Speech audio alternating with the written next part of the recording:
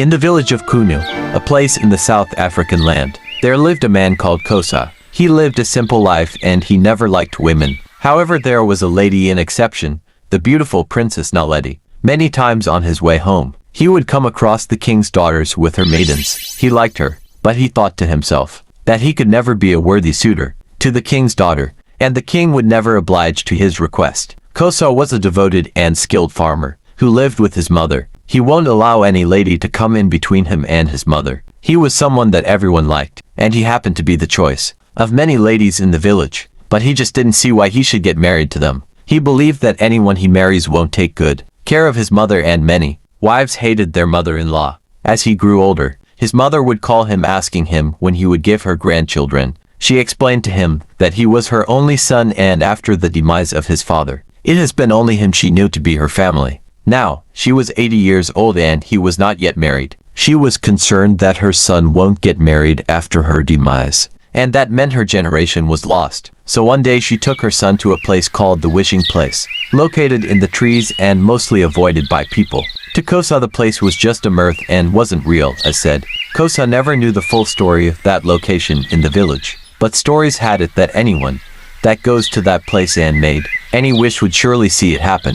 Even though Kosa wanted to refuse his mother's plea to go to the Wishing Place, his mother insisted and would not let him rest until he agreed. So the day came when they got to the place. His mother began to cry and his heart was broken. In order to stop her from weeping, he swore to her that he would get married by even marrying one of the king's daughters, and if he didn't, he would grow wings. His mother laughed and pleaded with him to keep his promise. 2 weeks later, his mother died. Kosa was sorrowful and would not go to the farm. He stayed indoor for days. Soon some of the ladies in the village tried to visit him, but Kosa never allowed them in. One day Kosa's life took an extraordinary turn. It was a quiet morning and the sun had just began to rise. He noticed he wasn't feeling natural.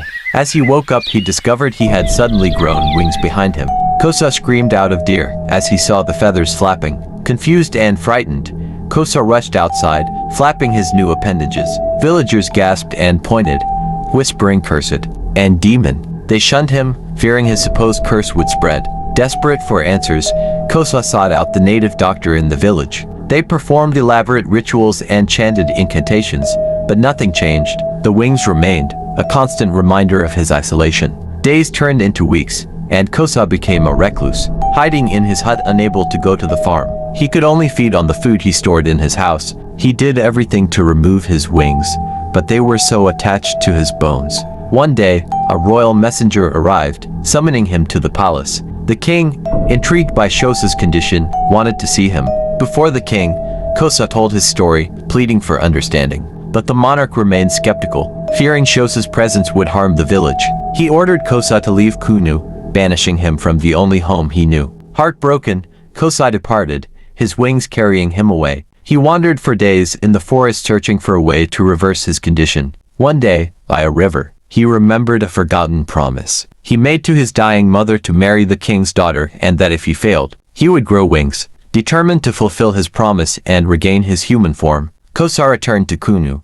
He requested an audience with the king and revealed his memory. The king laughed and told the guards to kill Kosa if ever came near the palace again. However, as Kosa was about to be attacked by the guards, Naledi, the king's first daughter, rushed out of the palace shouting to the guards to stop. The king was confused about how his first daughter could decide to defy his order as a king because of someone he banished. In his fury, he asked the guards to seize her, but right there she began to plead with her father. She said that she had a dream and she had seen Kosa as the one who would deliver the village from problem one day, and that she was ready to marry him even with his wings. The king was furious and angry. He ordered the guards to carry his daughter into the palace and lock her in her room. Then he ordered the guards to seize Kosa, but as they were about rushing at him, he spread his wings and flew into the sky. From the sky he shouted to the king, "Your Highness, I love your daughter. I love Naledi." After saying those words, he flew away. The king gave a standing order to any of his guards or hunters to shoot Kosa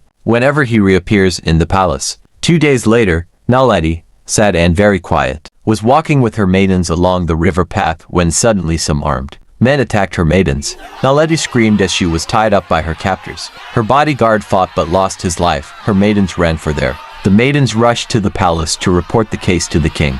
One of the maids was handed a leather note from the captors to give the king. One of the king's servants read the leather note. On it was written that the king should release a prisoner. One of the thieves that was arrested in the king's forget stealing trees. The prisoner was part of a gang from another town, demanding the release of their leader. So in exchange for their imprisoned leader, they decided to kidnap the king's daughter. The king was furious. He was going to release the leader of the gang, called Luyolo, in order to save his daughter. He ordered for the release of Luyolo, who was laughing as he was going. The king told him to release his daughter when he rejoins his gang. However, after 4 days the palace received another note from the gang leader informing the king that Luyolo was preparing to conduct a wedding between him and the king's daughter. He was going to have her as his wife and that the king should not expect her again. The king became mad with anger. He sent out his soldiers to look for his daughter, but to no avail. 2 days later, Kosa suddenly appeared in the palace again, shouting, "I can save the princess. I have heard what happened to her." The king came out to see Kosa in the air, flapping his wings. The king told his guards to stand down and allow Kosa to come down.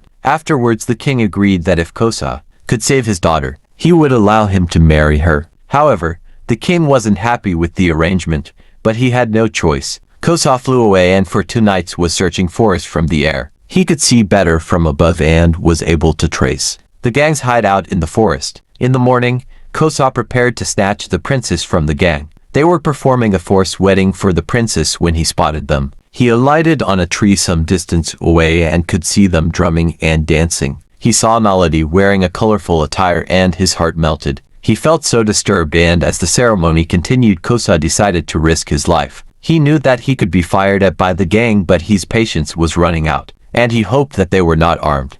So as Luyolo was about to kiss his unlawful bride, Kosa flew down from the trees with a heroic style. He dived and glided at the same time. He was even shocked he could do what he did. The whole gang spotted him and froze out of shock. Some shouted, "The gods are here." Those with guns dropped their guns and knelt down. Their leader, Luyolo, ran into the hut to pick something while Kosa suddenly snatched the surprised bride from their midst and flew off before their very eyes. By the time Luyolo came out with a sacrifice, thinking the gods of his fathers had arrived to witness his wedding, Kosa had vanished into the misty clouds with Naledi in his strong arms. Kosa and Naledi alighted on a tree, both holding each other in an embrace, the wind blowing heavily through the trees. Naledi was so excited and suddenly she kissed him. It was like a dream. Everything went still. Kosa checked his back and to his amazement his wings were gone. Kosa was shocked. How would they get to the village on time? Naledi was so happy that Kosa was normal again, although he was getting used to the wings. They slept on the tree and the following day they started the journey, on foot to the palace. At the palace, until that morning, the king had been having sleepless nights, worried over his daughter, not knowing if Kosa could accomplish his promises. But suddenly that morning, as Kosa and Naledi arrived the palace square, one of the guards shouted, "The princess is here." This time Kosa was walking without wings and he was holding Naledi's hand. The wedding ceremony was grand, with the whole village in attendance as Kosa exchanged vows with Naledi. The villagers, who had witnessed the transformation, apologized for their earlier fear and welcomed Kosa back. The king, grateful for Kosa's honesty, appointed him as a trusted advisor. Kosa and Naledi ruled the kingdom with wisdom and kindness, bringing peace and prosperity to the land. Kosa never forgot the lessons he learned from his experience, the importance of keeping promises and the power of love and acceptance. And so, Kosa's story became a legend, inspiring generations to come. The villagers would tell and retell the story of the man who grew wings, a reminder that sometimes the things we fear the most can lead us to our greatest triumph.